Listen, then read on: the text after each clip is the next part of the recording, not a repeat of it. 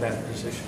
As far as trade goes, I believe that this latest trade deal is very probably a bad deal. I have to say very probably because none of us are allowed to read it until our representatives vote on it.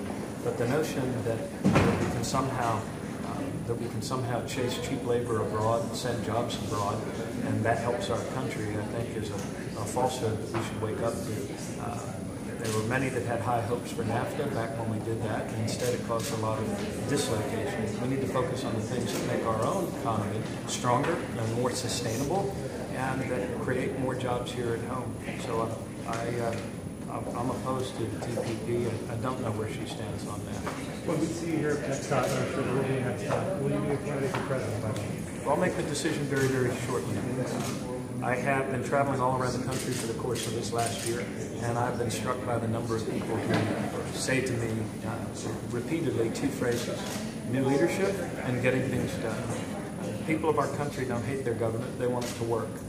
And people are very concerned that somehow on the national level we've lost the capacity to accomplish the important things and to solve problems that allow us to give our children a better life.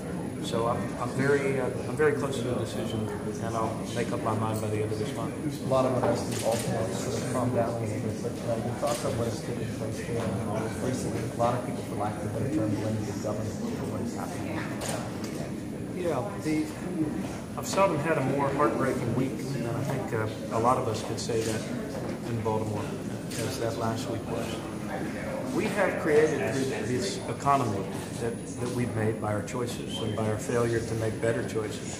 We've created whole swaths of Americans, particularly in American cities, who are worse off now than they were 8 years ago. Unemployment higher among some, in some neighborhoods than it was 8 years ago. Desperation higher, anger higher. And when people are unheard, when their country's economy treats them like they're unnecessary, like they're unwanted, like they're unneeded, this sort of anger erupts.